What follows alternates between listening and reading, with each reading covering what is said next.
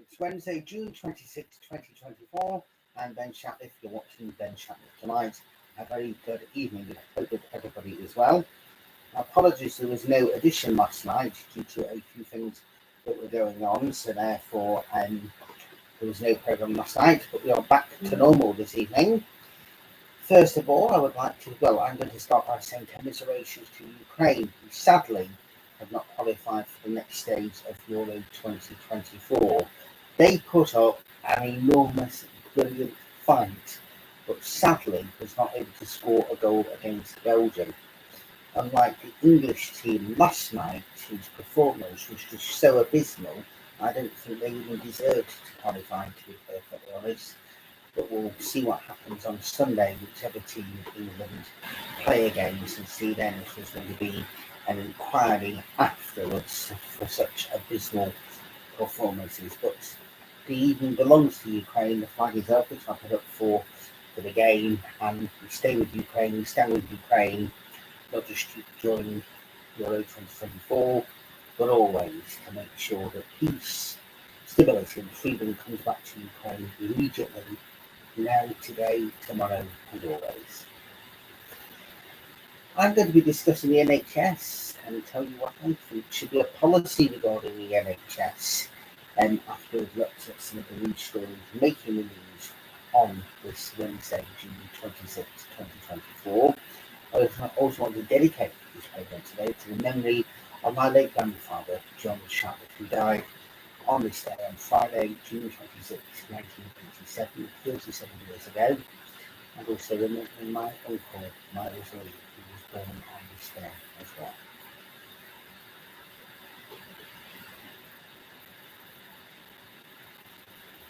Now, one thing that has not gone away during the time when we had a night off from Ben Shatliff Tonight is, of course, the election betting. And a gambling scandal has consumed the election campaign for the last week, with a number of people connected to the Prime Minister accused of placing bets on the date of the election. At the time of writing, this comes from Mayor Bowles, the Westminster producer at ITV News. This is from their app. He says there are 5 Conservative candidates or officials who are being investigated by the Gambling Commission.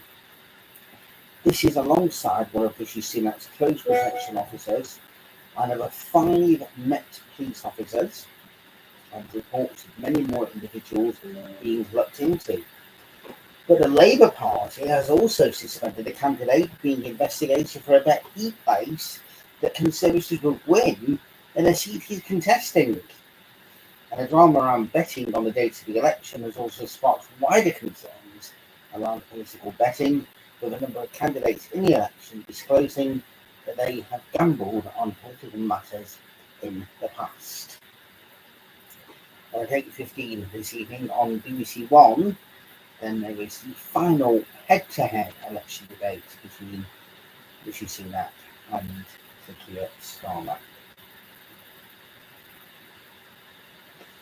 Julian Assange has arrived back in Australia after a decades-long battle against the UK government over exposing the country's military secrets.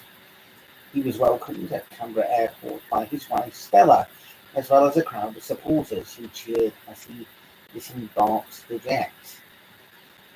Assange did not appear at the press conference arranged for after his arrival, with his wife Stella and 2 of his lawyers made statements in his place.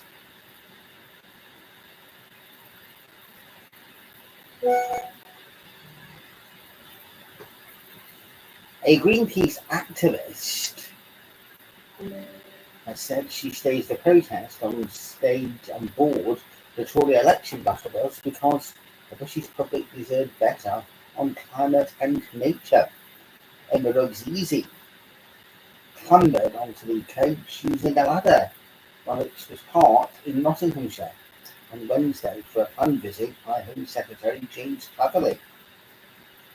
The Prime Minister Rishi Sunak was not on the bus when the stunt took place. Let's have a look at the Sky app now to see anything else that may be being reported.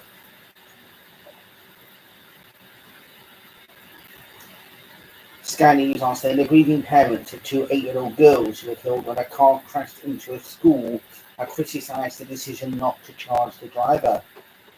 Maria Sajad and Selina Lau died after a Land Rover smashed through a fence and hit a building at the study prep school in Wimbledon in south-west London. The school has been hosting an end-of-term party at the time.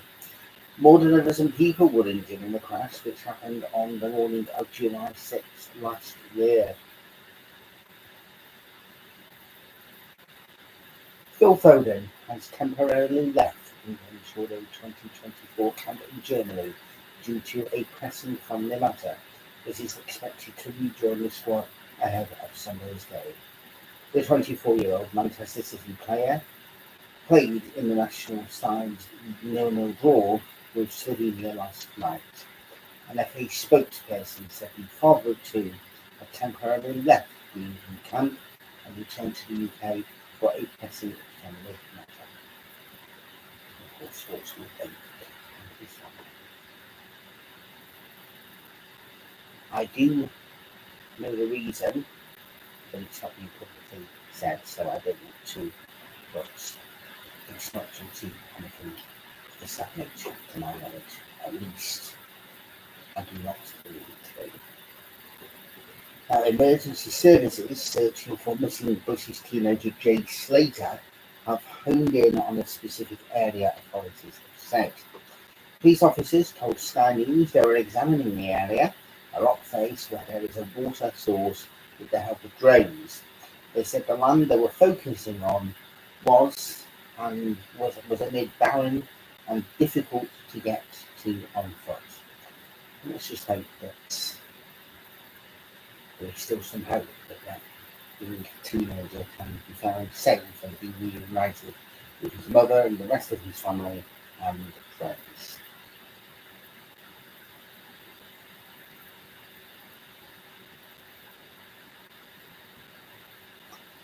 Now, we are just literally 8 days away now from this general election, an election that has made everybody in the world of media very busy. It's brought me doing nightly shows and trying to fill in loads of different things all at the same time, including watching a series which I've been trying to watch, which various different things, as well as catching up on everything else. I used to always find when it was election time, and this is when I stood as a candidate or was involved in local elections, I always used to say we could do like an extra 4 hours a day or something like that, or even, I don't know, a 30-hour day, so that you can have time to do a few different things as well as go to work and then election stuff. And even though I'm not a candidate or involved in any political party, there's still lots to do with doing Ben Shatliff online, even without actually necessarily leaving the house, apart from when I went to Media City a few weeks ago. So yeah, there's 8 days to go, and then we'll say 9 days, because of course the Friday afterwards is going to be what happens next and everything else. Resignation, possibly, if somebody doesn't do as well as expected, or all kinds of different things. The big aftermath. So just to make you aware what will be happening, we'll be staying on air with you right through until next Thursday. Also, up until next Wednesday, doing Ben Shatliff Tonight. And I'll let you know exactly what's going to happen on election night itself a little bit later time. I will be giving you a prediction exit poll, which is going to be very similar to what everybody else is doing. I'm going to throw in a few little anecdotes, a few little things, just to see if that makes any difference. And then on Friday evening, that's Friday, I was going to say maybe 8th, on Friday, July 5th, I will have a special programme which looks at what's happened with the aftermath of the election, and then Ben Shatliff on Sunday will return in the evening slot as well on Sunday. So there's still a bit to go, and then after that we'll have weekly shows as we ordinarily do, and then we'll look then at things for the summer and various different things like that. There have been more broadcasts over recent weeks than there have been for quite some time. Right, I said I would say about things which I thought were important to know. in terms of an election. The other evening I mentioned about national insurance, and I mentioned about tax and minimum wage. I want to speak about the health service, but I think some people might think this is going to be slightly controversial. But it's mentioned away so that it's looked at. The first thing that I would do if I was in any position of authority with any kind of a government is I would make it a situation which is like with the police force.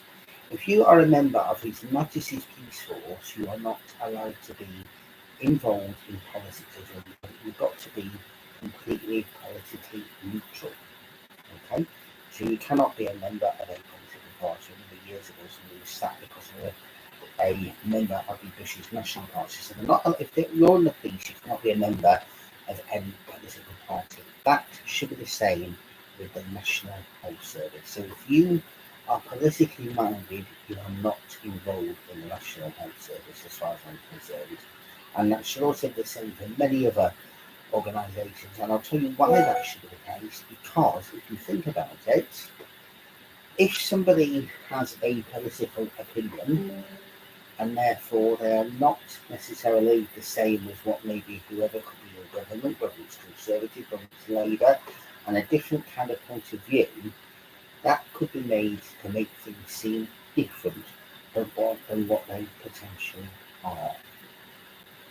Okay, not saying it is necessarily always the case, but at least that way, if you are not politically minded, doesn't mean to say that someone can't have a voice, but what I'm saying is if you want to work for the NHS, you should not be a member or associated with any political party, in my particular view. And yes, there are various different ways in which the National Health Service should be dramatically improved. It was mentioned about a system about France and how they put money in and various different things like that. Let's not forget that national insurance covers the NHS as well, so it's not completely free of charge. But I also think as well that in some situations, then I think there needs to be a more kind of. I think in some situations, I would not fault my own surgery. My surgery where I go is absolutely fantastic, and if there's lots and sometimes other people are, then I'm not going to make any criticism about my surgery because they do absolutely brilliant. And they were already doing very good before COVID. If anything, they stepped up even further to do more things and got things, various different stuff sorted out. I had to put a sample of something for examination just yesterday. I've looked on the app today and I've got the results, and I had to have an X-ray on Saturday morning. I should get those results within the next week or so. But what I'm saying is, what they do at my surgery with the expertise, their doctors, their nurses, all the people there is fantastic. I just wish that was rolled out across the rest of the NHS, because you can go into some hospitals, so I'm not going to mention any names when I say this. You can go into some hospitals and you walk in and it's more or less, what do you want? Or I'm busy, I'm still doing something. Just a second. I've just come in here and I've collapsed the night before. My own doctor said about going for a laser brain scan. This is true, by the way. And then they didn't actually say to me, what do you want? But they were kind of saying, just wait till I'm still doing something. Thinking, I'm not well. I've had to come home from work, not well at all. But I'm just saying, there should be respect in certain ways, but also respect as well from the people who are actually the patients and the visitors, because it's just disgusting. And people standing outside the doors of the actual hospitals and smoking, that should be completely banned completely. Should not be allowed. So there's various different things, but I think that the money which is already there for the NHS, and money is there, and loads has come in after COVID as well. There's loads of money there, but it should be distributed in a much better way. And what I would also do is now, instead of making the NHS a government where you've got like a health secretary, it should be done like it was with the Bank of England, like what Labour did back in 1997. The Bank of England, they put them in charge of interest rates. So I'm not saying it's a Not saying it's a privatised scenario before people start saying, oh, Ben says it should be privatised. What I'm saying is, there should be an outside body or a governing body that maybe doesn't have any MPs attached to it, that is completely politically neutral, that governs the health service and makes sure that that money is distributed, make sure that the wages and everything else is done in a complete fair way, or whatever kind of level you are within the NHS, so that everything is done completely right. That is the way, because it should not be the big political potato that it has been for so many years. Every time there's a general election, we're going to do this with the NHS, we're going to do that. Let's do something different, so that way nobody can say, you've let that go, you've let that go, and everything else, it can be done in a proper, better way. And I was happy to work with a government, or happy to work with someone to try and put something into motion to get that completely right. Okay, they're just some ideas there. As I say, some people probably not like what I've just said there, but it's the way that things have been for a very, very long time, and it needs to be looked at for some urgent, proper radicalisation. That's what I would say. But anyway, so you've heard my thoughts now on tax, living wage, and also on the NHS. I would be happy, as I say, to discuss all these issues with MPs, councillors, whoever, people in the world of politics, if we can after the election. So much so to actually discuss. And that invite is still there. Time hasn't run out completely. If you want to come on live onto Ben Shatliff Tonight or Ben Shatliff on Sunday, inquiries at benjaminfshatliff.com. We are waiting to interview you. But that's it for tonight. Please keep well, stay safe. There is that big debate coming up in just under 30 minutes time, I think just over 25 minutes time. We'll see what happens from there. But for me and everybody else involved on Ben Shatliff Tonight, good night, and thank you very, very much for watching. Good night.